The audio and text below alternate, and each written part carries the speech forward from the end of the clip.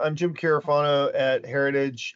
Glenn and I have been putting together these informal discussions on issues of common interest since Glenn recently stood up a new think tank called the Saratoga Foundation, which is really doing great work and really focusing on parts of Europe and issues that it seems like other people have kind of neglected. So Glenn is performing a real public service here in the U.S., kind of raising American situational awareness on critical things that are going on in Europe and the Caucasus and some in Central Asia. So we're really appreciative of his work and great to partner with him. So I'm going to kick it over to Glenn. Glenn's going to manage the discussion, and then we'll have an opportunity for folks to jump in and also ask questions. And so if you would like to make an interjection or ask a question, if you could hit the little yellow buzzer and raise your hand, Glenn will recognize you. And I think that's all I have. So Glenn, let me kick it over to you. Well, thank you very much, Jim. It's been great to team up with Heritage Foundation again. Saratoga is great to have you as a partner. We're very excited about these timely events. And wow, I mean, we have this event. We've been scheduling it for a while. And look what happened yesterday. The Prime Minister Johannes stepped down, and so here we are. We got a new environment in Romania. And so we're very excited to kind of be tackling this issue today. It's certainly very timely. Now, before I get started, I wanted to mention that we'll be taping this. It'll be posted to the Saratoga Foundation website once it's over. Your comments are off the record, so we'll be basically trying to distribute this to discuss the importance of Romania. And we've just got this great distinguished group of speakers here today, and a lot of experts are joining us from Romania, and I'm just delighted that they're here. Also can listen and participate. George Visan is here. There's a lot of people I'd like to ask to comment when they get a chance. But the title of the discussion today is the impact of Russian malign influence on Romanian stability. And so, as we all know, and we followed the elections that occurred on December the 9th. It really set off a kind of a volcano of events inside of Romania in terms of awakening people to Russian malign influence inside of Romania, that it's so serious. And I've had a number of discussions with Ambassador Zimmerman about this. He's expressed a great degree of concern, and rightfully so. But we wanted to have this event today. We're delighted that Minister Preodoi is here to join us to share his thoughts. I would just comment that we're starting at 9:04. So what I'd like to do is that Jim is very, very hard line on cutting it off at 10. So we'll try to limit your comments as much as possible so we can have a lot of room for discussion and get things started. So our first speaker today will be Deputy Prime Minister Catalin Marian Preodoi. He has been the Deputy Prime Minister of Romania, but he's also the current Minister of Interior of Romania. And he's been serving a variety of different positions. He received a PhD in law and graduated summa cum laude from the University of Bucharest in 2003. Our second speaker will be the Honorable Ambassador Adrian Zuckerman. He is a New York State-based real estate and corporate attorney. He's a former U.S. ambassador to Romania, and I've heard great things about his performance in Romania. And I think one of the things that stands out about Adrian is just his ability to be open to the public and talk to people freely. He's very passionate about Romania. He immigrated to the United States at an early age, and most importantly, he speaks Romanian. He's fluent. He understands the culture, the mindset, and the politics of Romania. And this is just invaluable when we have an American ambassador representing American interests in Romania who understands the culture of the people and doesn't have to go to Monterey and learn the language. So that he's got leaps and bounds ahead of others. And he also was recently in Ukraine, and he is very passionate about the Black Sea region. So Minister Preodoi, please go ahead and begin. Tell us what's happening inside of Romania and share your thoughts about what happened and what's been going on and how prevalent is Russian malign influence inside of Romania. Sir, the floor is yours. Thank you very much. Thank you for the invitation and for the opportunity to discuss with you this important topic concerning the foreign interference within the electoral process in Romania, and not only in general, the foreign interference on the public opinion debates, especially within the social media within the Romanian public space. First of all, allow me to to make three small comments, preliminary comments. Yesterday was not the Prime Minister, but the President of Romania who resigned, the President Klaus Iohannis, now by now I think former President, because the day the Constitutional Court approved the resignation document. Secondly, the elections, the first round of the presidential elections was held in November 25, and it was cancelled by the Constitutional Court in December 6th. And third, but last but not least, I could testify that Ambassador Zuckerman really delivered an excellent job as ambassador, as a friend of United States in Romania here in Bucharest. During his mandate, I had the opportunity to work with him in my capacity at that time as Minister of Justice. But also during these terrible days we are facing since November 25. That being said, and going to the main topic, yes, indeed, could say that Romania was targeted by an extensive hybrid campaign in the context of 2024 elections. Hostile actors aim to continuously shape the public opinion and destabilize the decision-making capacity of the government authorities, dilute the degree of cohesion at the societal level. The hybrid campaign launched in the Romanian space manifested itself both through cyber attacks and disinformation and voter influence campaigns, financed including by pro-Russian entities or entities assimilated to the Russian Federation. The analysis of the modus operandi used by state and non-state actors during the events that took place at the national level revealed an intensive use of social media platforms to amplify element of malicious content or to influence the perceptions of users. In the presidential electoral process, data indicating hostile informational interference via social media platforms has been identified and reported at the national level.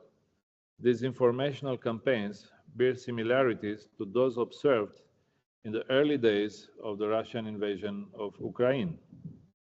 Although it has been observed an increase in content disseminated on social media platforms that may be considered hate speech, anti-Semitic, xenophobic, extremist, or Eurosceptic, and there have been public meetings organized with potential violent actors present. Just to make a solid base for our discussion, I made a synthesis of all this data that Romanian institutions presented through the public after an extraordinary, unprecedented decision took by the National Security Council. Actually, the specific denomination is the Supreme Council for National Defense. It's the equivalent of National Security Council in the United States. And I structured the categories of malicious interventions, interference, and I will simply present it the concrete data we have, and then I think this will be the base of our discussion probably. So first of all, we experienced unprecedented digital manipulation on social media, TikTok and Meta platforms. We saw an explosive rise of one of the candidates within the electoral process, which was since that moment basically unknown. It was below 1% within the polls during the campaign. And in a matter of days, he secured 22.94, basically 23% roundly, of 23% of the votes in the first round in the electoral process. Then we have massive activation of dormant accounts. 25 TikTok accounts became active within 2 weeks before elections, among which some of them were created in 2016 and were activated suddenly in November 11, 2024. We saw artificial algorithm manipulation, astroturfing, and priming on certain hashtags who recorded over 73.2 million views in 7 days. We saw comments on other candidates' posts were flooded with pro-one candidate narratives, forcing the algorithm to boost his visibility.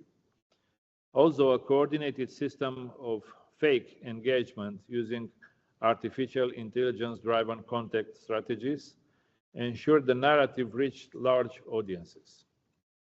Then we have influencer manipulation. We had over 100 influencers, around 130 influencers, covering 8 million followers, unknowingly participating. Payment of around 20,000 followers with no transparency on sponsorship, hidden financing through TikTok donation system. We had around 400,000 traced dollar user through a certain identification, about PR. Second, we have use of Telegram and Discord for strategic coordination, preposition communication networks, channels on Telegram and Discord dating back to September 2022 were activated weeks before the election. These channels were distributed and they distributed content, coordinated engagement tactics, and provided disinformation guidelines. We have campaign operational methods. Instructions were given on how to manipulate TikTok's algorithm while avoiding detection. Users were guided on commenting tactics, emoji usage, boosting specific narratives. Then, on the third line, we have strategic alignment with Russian information operations. One of the candidates was a recurrent topic in Russian state media outlets, such as Sputnik and Pravda, who amplified the narrative supporting his campaign while discrediting pro-Western candidates. Articles framed him as Romania's hope for sovereignty and promoted anti-EU and anti-NATO rhetoric. Narratives aligned with Kremlin disinformation playbooks, such as Romania is a Western colony, framing EU and NATO as economic oppressors, or the elections were reached by the West, undermining institutional legitimacy, or the pro-Russian candidate represents the real people, a classic disinformation strategy used in Moldova and Ukraine. Evidence of Russian hybrid warfare patterns, the same manipulation models seen in Moldova in 2023 and Georgia 2024 were used in Romania. Russian-backed cyber operations, including DDoS attacks and on electoral platforms, were detected before the first round. Fourth, violation of Romanian electoral laws. Election funding transparency laws violated. One of the candidates officially declared zero campaign. It's about the same candidate, of course. Zero campaign funds, while reports shows millions of euros spent on TikTok promotion. Anonymous donations and hidden sponsors bypassed electoral finance regulations. Failure to comply with campaign advertising laws, such as electoral materials, lacked legally required identification codes. In this context, the Romanian Electoral Bureau issued removal orders, but TikTok did not enforce them immediately nor later. We have legislative violations and election annulment. following this process, the Constitutional Court annulled the election, citing multiple systemic irregularities and severe manipulation. Also, the European Commission launched an investigation under the Digital Service Act against TikTok for failing to prevent election interference. Fifth, cyber operations and state-level capabilities. We experienced cyber attacks on election infrastructure, credentials for electoral platforms, leaked on Russian cybercrime forums, 85,000 cyber attacks detected, targeting voter data integrity and infrastructure availability, and other types of DDoS attacks. We also experienced advanced disinformation tactics using artificial intelligence. Russian-affiliated deepfake videos circulated to create confusion.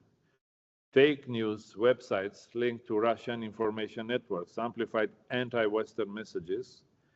Artificial intelligence-driven micro-targeting ensured messages were personalized and evaded platform detection.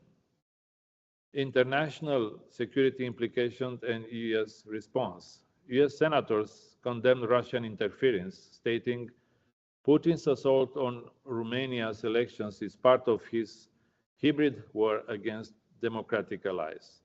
The United States warned that shifting Romania away from NATO would harm security cooperation. US-Romania bilateral counter-disinformation agreement. Here I must mention that a new memorandum of understanding was signed in June 2024, enhances intelligence sharing and cyber attack resilience, expands efforts to prevent elections interference across NATO allies.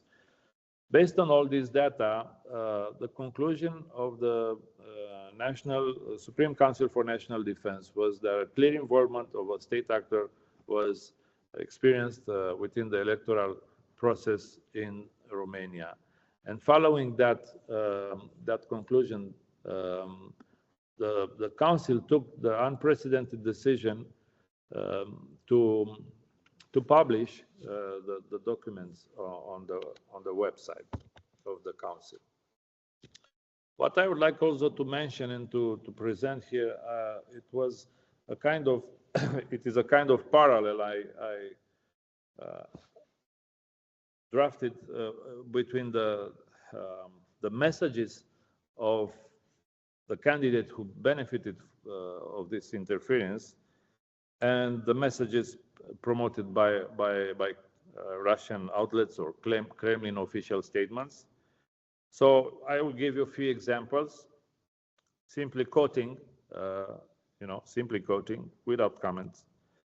First, on Ukraine and Romania's borders, the candidate said, borders will change. More than that, if borders change, where we are, we have Northern Bukovina and interests. We have Bessarabia. We have Northern Maramuresh, correct? Ukraine is an invented state. 100% Ukraine will be partitioned. And then Kremlin thesis. Vladimir Putin has repeatedly stated that Ukraine has no real historical identity, being an artificial construct. Russia considers that the eastern and southern territories of Ukraine belong to the Russian world and legitimize aggression on this basis. Second, on NATO and the Mikhail Kogălnicianu military base in Romania. The candidate said, this NATO base, the largest to be built in Europe, is designed to support a major offensive against Russia. NATO is an offensive military alliance. The Deveselu Shield is a diplomatic disgrace. This is the system built by the United States and NATO to, protect Romania from missiles. Then the Kremlin says through Aegis Ashore facility. Yes, Aegis Ashore. Kremlin thesis. Nikolai Patrushev, Secretary of Russia's Security Council, quote, NATO is an aggressive organization seeking to weaken Russia. So you see the candidate is more, more aggressive on that. Moscow have described NATO expansion as a direct provocation against Russia's security. Third, stance on the West in the US and the EU, the candidate. Romania is a colony. Brussels and Washington are like the High Court, Ottoman High Court. Foreign capital holds power in Romania. Romania is no longer a state, it is a corruption. It is a corporation. The euro is like an occupation currency. The Reichsmark issued by Hitler. Again, the euro is like an occupation currency. The Reichsmark issued by Hitler. Kremlin thesis, Russia promotes the idea that Eastern European countries are slaves of the West and that the EU enforces policies to control member states. The Kremlin has claimed that Romania is dependent on the West and that the key decisions are made in Brussels and Washington, not in Bucharest. On defense policy and NATO relations, the candidate, Romania has no obligations to anyone. If NATO is a defensive alliance, it should remain defensive. Romania should not spend money on NATO.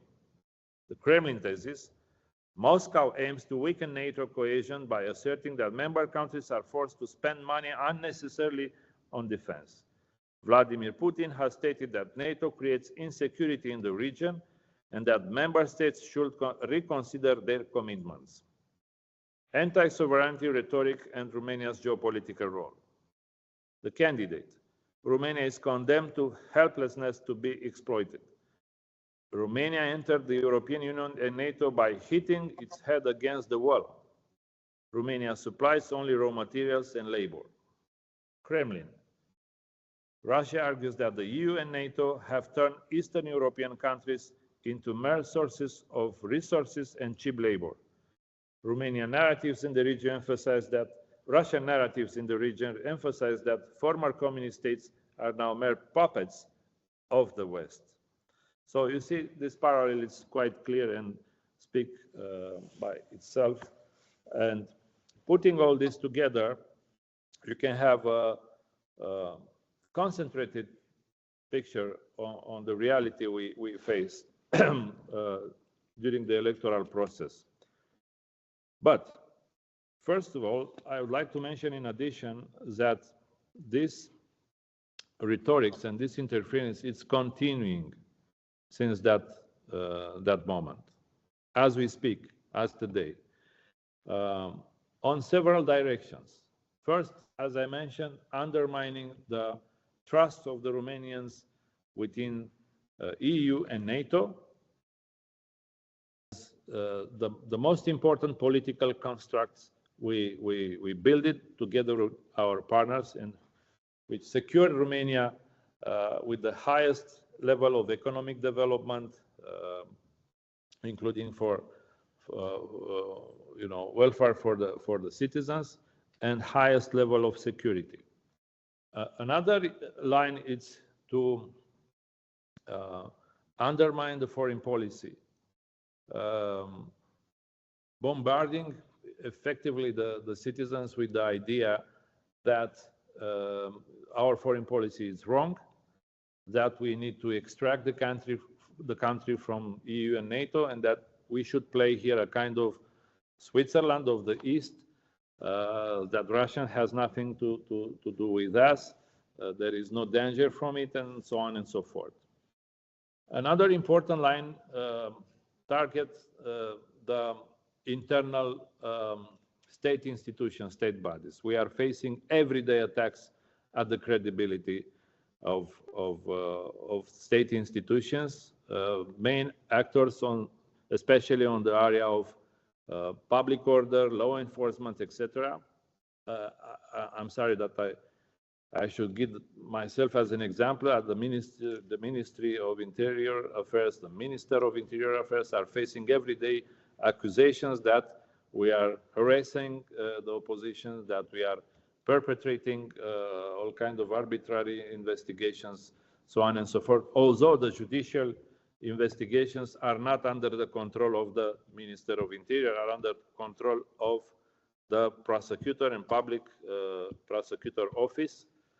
Including today, we face such kind of accusations who are instrumented through social media, started by the posts issued by the candidate, and then spread it through TikTok and Facebook and some of TV channels. This creates a chain of consequences, nervosity within the public opinion, threats issued to the certain operators, including to the ministers. I personally received threats with violence, with death for me, for my family, for everybody, around, for the whole generation. I quote, whole generation. If we don't accept the situation, which is the situation, I don't know, so on and so forth. And another line of attack, it's economically. It is spread through the Romanian people the idea that some of the economic difficulties, some people are facing, are created by this type of arrangement we have, that the West is exploiting our resources and that we are kind of colony and so on and so forth. So all this is continuing, and the situation is quite tension. The instability, it's significant, especially after the day of yesterday, after the resignation of the president. And we are facing now a very difficult path in the next months to come to secure the stability, political stability of the country and economic stability, and to organize the electoral process. I will stop here, and of course ready for some comments. Thank you. Thank you very much for that sweeping overview of Russian malign interference that has affected the stability of Romania. That's a lot of questions I want to ask, and we'll quickly turn it over the floor to Ambassador Zuckerman. Ambassador Zuckerman, I'm sure you've got a lot to say here. So I please comment on this and kind of offer your thoughts on what does the future mean in terms of going forward in Romania. So the floor is yours, Ambassador Zuckerman. Thank you so much. And before I start, Glenn, I want to thank you very much for hosting this. I think it's a very important program. Yeah, I'm sorry. Folks, if you could mute if you're not speaking, that'd be We can great. hear your typing. Yeah. Go ahead, Ambassador. Sorry. That's okay, Jim. Glenn, I want to thank you for hosting this. It's very important, and Saratoga is a great foundation. I've seen many of the things you've put out already, and I congratulate you on that. Jim, I want to thank you as well, and Heritage, for doing all the wonderful things you do to educate people at home and to bring to their attention what's happening internationally, which many people in the U.S. don't really get a chance to view. Minister Preodoi, I want to thank you for your time today to give this excellent explanation of what happened in Romania. I'll keep my comments brief because I think we should go to a discussion so people get a chance to ask you rather than me whatever's on their mind with regard to these sorry events. But I just want to say a few things. Romania is probably the U.S. best ally in Eastern Europe. Together with Poland, it constitutes the two pillars defending Eastern Europe from Russian aggression. And we can't forget, NATO was created after the Second World War to defend Europe against Russian aggression. That was the primary focus of NATO. It remains that focus, and we can't forget that. And as we've seen in Ukraine, including Crimea, an invasion that I don't think anybody on this call really imagined would be possible, but it did occur. So NATO remains as relevant as ever in defending Europe against an aggressive Russian expansionist state. Romania hosts a number of military facilities, NATO bases. There are U.S. personnel, Army, Air Force, others. It also hosts, as the minister mentioned, at Deveselu, an Aegis Ashore facility, which protects Europe from ballistic missiles. And it constitutes, it has other facilities to defend not just Romania, but Europe against Russian aggression. The Romanian geographical location is key to European defense, being a protector of the Black Sea and free navigation on the Black Sea, as well as the eastern flank. Romania has been a stalwart ally of the US. They've collaborated militarily, they've collaborated strategically, economically, and their services have worked very well together in a variety of areas globally. So Romania is a strategic US partner as well as a European partner. So we're not just talking about a NATO country, but there's a very strong bilateral relationship between Romania and the United States. I would say the majority of Romanians have a very close affinity for the US. And just as a quick example, I left Romania when I was 9 years old. The principal languages in Romania at that time were Romanian, French, German, and other.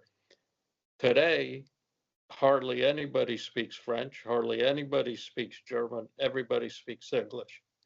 So as we move forward, we cannot forget that close relationship.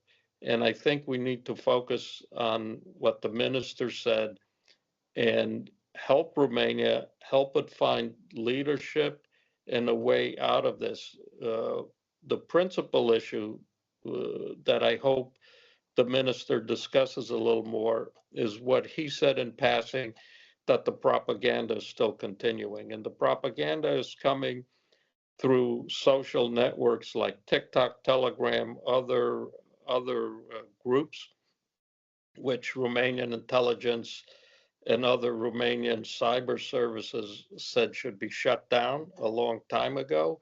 The US, as you all know, the Congress passed a law shutting down TikTok because of its communist Chinese relationships. And I think it's in the process of being sold. I'm not quite clear where that stands as we speak, but we'll find out in the coming months. But the problem here is the main line of disinformation coming out from this Georgescu camp and his Russian supporters, directly, indirectly, through other countries, is that this whole thing is a Soros plot, a Marxist plot, a plot of some other kind, which could not be further from the truth. I don't think there's a Marxist to be found in Romania. If maybe there's some old bearded guy in the woods someplace which survived the revolution. But other than that, I can't believe there's one to be found. As far as Soros or any of his foundations being involved in any of these things, there's been absolutely no evidence of that. And I think if we turn the clock back a little bit, the Soros involvement in Romania and in Eastern Europe and in other countries have been to sustain the green movement of a few years ago. And there's been absolutely no evidence of which I'm aware of, or that as far as I know, anyone's aware of, that there's been any Soros-related involvement in any of these things. The minister may know better, but I'm not aware of any of that. What is clear is that last year, Europe was attacked over 30 times in substantial cyber attacks similar to this, the one against Romania being the most substantial. Germany recently, as Jim and Paul know, was similarly attacked with the Russian support for the AfD party, a far-right nationalist party. There was a recent attack yesterday or the day before, and the story is always the same, that somehow or other it's Soros or somebody else that may draw people's ire. But it isn't. It's coming out of Russia directly, indirectly, through social media, through other networks, trying to get people to not focus on where it's coming from, which is Russia, and to create chaos and instability, because if Romania falls to the Russians, it would considerably weaken the European defenses on its eastern flank. Right now, it's Poland and Romania that are the two main pillars of European defense. One last comment, in addition to the cyber attacks, there have been documented attacks, as many of you know, which Glenn knows, Jim knows, Paul and the others, I'm not quite sure who else is on the line with us now, of actual kinetic attacks, from explosions at airports, explosions from the UK to Northern Europe and to other places, acts of sabotage, acts of social instability, like Russian operatives putting up anti-Semitic graffiti in Paris, and other acts, the destruction of the train lines prior to the Paris Olympics, the ships. There was a recent report came out yesterday, the day before, with regard to what they believe are Russian backed efforts to destroy underwater communication cables and other underwater facilities that have been traced back to Russian influence. So in my opinion, the Russians have attacked Europe in this hybrid fashion, cyber being the most pronounced, but there are other kinetic type of attacks which sort of go under the radar in some degree. And I think we have to stand up and say no and support Romania in its efforts to defend itself against a Russian stooge like Georgescu somehow or other gaining public office. Thank you. Thank you, Adrian. That was a really interesting kind of assessment of the whole situation that only someone like you could provide. What I'd like to do is go back to Minister Preodoi and just ask you briefly, if you... Glenn, can I add one thing? 1,000 apologies, but before the minister jumps in, Carafano's used to my interrupting. I see him smiling over there. I have to add one thing. Based on what I know and speaking to a variety of people, there are numerous intelligence services, not just Romania's, on which the minister is basing his report and others, but there are services from the US, France, UK, and many other countries that wholeheartedly support what the minister said and the Russian involvement in this thing. Much of what they've done is classified to protect sources and methods. I don't know how much the minister can discuss those things, but there is not any doubt from what I have been told with regard to the veracity of what the minister has told everybody. Sorry to interrupt, Glenn.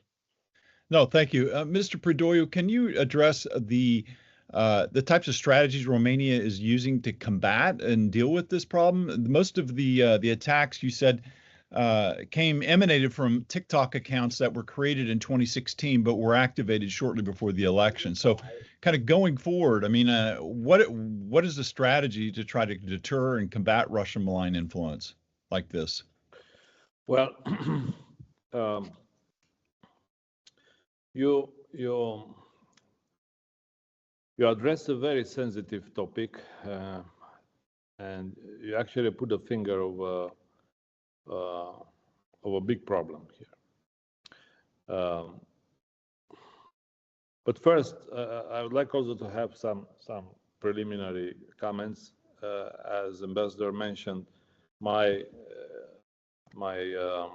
intervention, my presentation was based exclusively on public evidences presented by the Supreme Council, National Supreme Council for Defense, on documents presented to the public via websites. There are other type of information and sources the Council decided not to disclose because this disclosure could jeopardize certain sources we have and certain tactics our intelligence community are using for counterbalance the situation, etc. So back into your question, in my view, it should be two type of reaction on this attack. First of all, at the state institution, and here we have the intelligence community. They are continuing doing their job in order to protect from cyber attacks and also to monitor the whole situation, the continuous attack we are facing through the social media and all type of digital outlets and methods. And secondly, it's the political response to that. I could say that we don't know, of course, exactly what the intelligence services are doing, because I am not running an intelligence service. We have an intelligence services at the Ministry of Interior, but it's not in charge with this type of threats. I could say that at the political level, we are unfortunately in a lack of response. Because what happens after the electoral process was cancelled, was annulled, and in the months from that moment until present days, it was a kind of undeclared political crisis. We had a new coalition in place since December last year. Then the coalition was in charge with forming the government, going through the parliament, obtaining the vote for the government in the government program, and then elaborating the first drafts of regulation to start effectively implementing the new program for the government. So the whole political mainstream establishment was concentrated, focused on this type of activities. A bit of business as usual, I may say, but under huge pressure from the opposition. And in the meantime, this disinformation movement accelerates, was raised, not only online, but also through the classic media outlet. And the narrative was expanded from that electoral campaign of that one candidate through the whole political spectrum of the opposition. And now they managed to picture the whole public debate in a frame,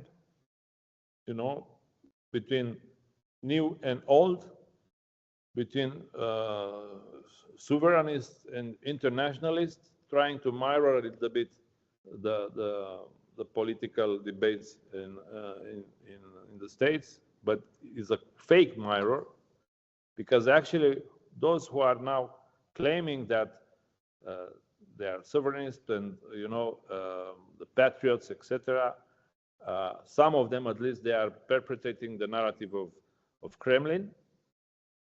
And on the other hand, another line of distinction is on economic area between those who are defending the wealth of the country, the natural resources, and those who are exploiting for the benefit of the West, etc., etc. And to be very honest, the mainstream political establishment doesn't respond to that. It is not organized to do it, so far at least. And here we have a lot of work to do, And I hope in the near future, we should address this at the communication level. We should have a strategic communication center at the level of the government. And you may say, okay, but you are deputy prime minister, why don't you do it? Here is not about what we are doing individually. I am trying to generate this type of decision, but I am a deputy prime minister from the junior party of the coalition, and to be very honest, the coalition was, to my huge disappointment, was completely absorbed by the work of crafting the government, the new policies, obtaining the vote of the parliament, so on and so forth, which is a shame.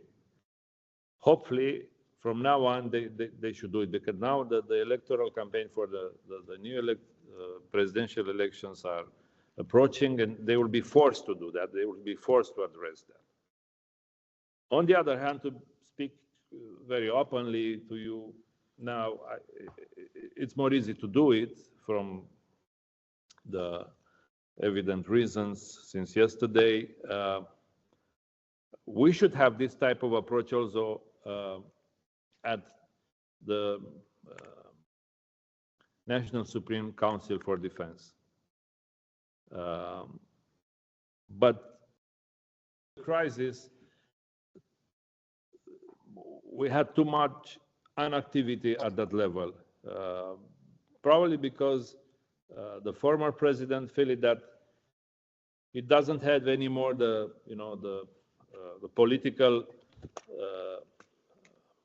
solidity to promote this type of public approach. I don't know.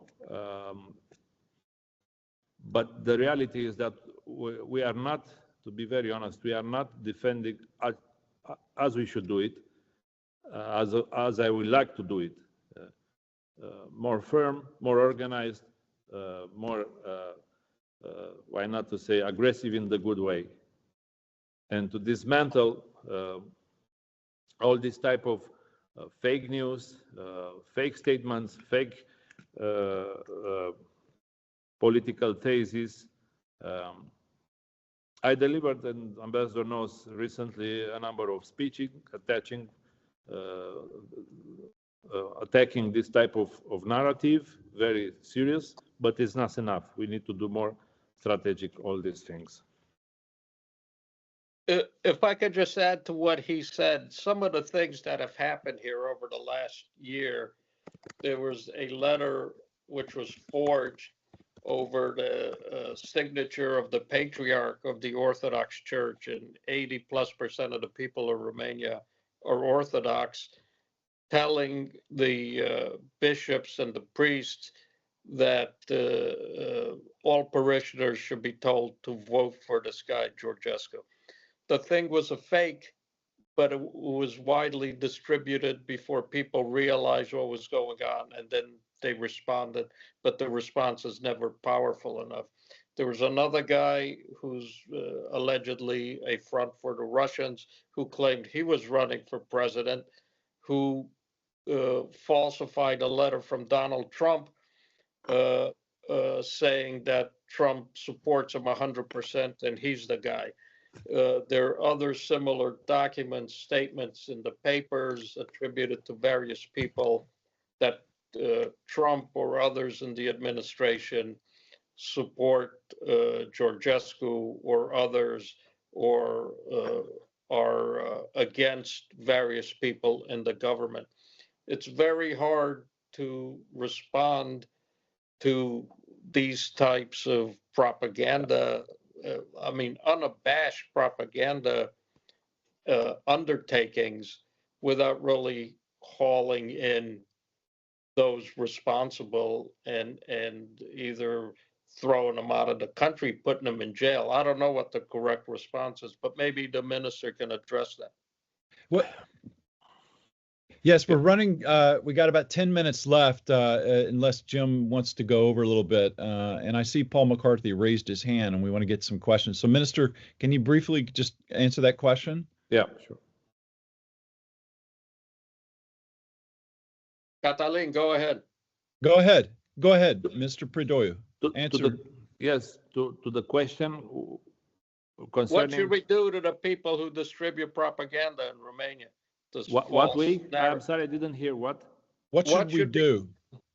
With regard to the people who distribute these false documents, false stories. Look, there are two types of people involved in that. To the general public, we need to address a very solid response at the political level, trying to explain that this propaganda it's a fake one. Not it's a fake, but the reasons are fakes, that Romania is really at the highest level in his history concerning the security, welfare, everything, perspectives economically, etc. We really never had this type of great position of the country, context of the country, since we have several months ago. So we need to address that step by step. Then there are people who are actually breaching the law when they are, distributing this type of messages, and this is the justice who should react, and in some cases they reacted. That's why they are sometimes unhappy, and they are blaming us that we are making political police, etc. Third, I think that the most important is to structure a very solid presidential campaign and to explain to these people that abandoning the path of the country will be a political catastrophe for Romania. Romania is not a country in the position to manage all the contemporary challenges alone, simply alone, as a neutral state. Or this is crazy. Yeah, this is an adventure. This is an adventure. We will. I don't want to be dramatic, but if we are going towards that direction, no, I don't want even to phrase that. What could happen? What could happen to Romania? And then we have another responsibility to support the Republic of Moldova, which is, first country of the EU border. Moldova rely on us. If Romania is weakened, Moldova will be weakened. And if Moldova, Minister Preodoi, we need to let some people ask questions. We got a hard cutoff. So I wanted to address Paul McCarthy. You've got a question? Yeah, thank you, Glenn. And thank you, Minister Preodoi and Ambassador Zuckerman. And thank you for the information about what happened. The more we know, the better. Ambassador Zuckerman knows that I'm an advocate for getting as much information out in the public domain as possible. Understand that there's an aspect to this which will be difficult if it's related to intelligence and so forth. But the more information on this, the better. And what you presented is extremely important. What I'm focused on right now is how Romania can strengthen the guardrails so that this doesn't happen again in the second round of the elections. And you described both a behind the curtain effort plus the need for political response, including strategic communications. And I'm concerned that that's not happening yet, and I hope that it does. But my question has to do with what guardrails are you putting in place that are either like government regulations, like public things that you're doing, or legislation planned to strengthen the guardrails so this doesn't happen again? And just secondly, a simple question: can Călin Georgescu run again? Well, Thank you. first question. The main tools, institutional tools for preventing another experience such as we had in November are in the hands of National Security Council or the National Defense, Supreme Defense Council of the country. And now there we have a new situation. Tomorrow we will have a new president of Romania ad interim. So this new president ad interim should immediately activate those bodies under the coordination of the National Security Council. There are institutional groups in charge with fighting with cyber attacks, but also with the disinformation. And the work should be started there immediately. Secondly, another strategic group should be created at the level of the government. I persuaded and convinced Prime Minister to move on that direction. And he decided recently, a few days ago, that he will create that group. And at the level of the government, we need to immediately review the legislation in order to strengthen the legislation in the weeks and months to come in order to avoid that. In what regards the candidacy of the candidate you mentioned, I simply cannot respond to that because this is in the hands of the Electoral Bureau, which is an independent body, is not under the government coordination, and eventually in the hands of the Constitutional Court, again, independent body. So I simply cannot respond to that. Okay, we got a question from George Bisson. George? Unmute yourself. Yeah. Hello. Question for Mr. Preodoi regarding anti-Semitism. We during the campaign and even before we had an increase in anti-Semitic discourse. What is your ministry and law enforcement organizations in Romania do against this trend, this unfortunate trend that has been promoted by both political parties, but also by fringe organizations? Thank you. Yeah, there is no public manifestation, public statement, public speech based on hate and anti-Semitic, xenophobic speech delivered in Romania without not immediately being targeted by the police. The police action immediately, and they launch investigation. Now, all these type of investigations are in the hands of the prosecutor office, according to the law, because there are specific criminal activities who are under investigation or type of investigation who is conducted by the prosecutor. But I could go further. I was also Minister of Justice, and as in my capacity, I generated an overview a few years ago on this type of activities and the way that the courts are treating this type of activities. I asked it to the Superior Council of Magistrature in Romania, who are running all the judges and prosecutors and the courts, and the results were completely unsatisfactory. And the results of that study shows that there is a lack of exigence, there is a lack of firmity within the Romanian courts' decisions concerning this type of activities. And this should be corrected by the judiciary system.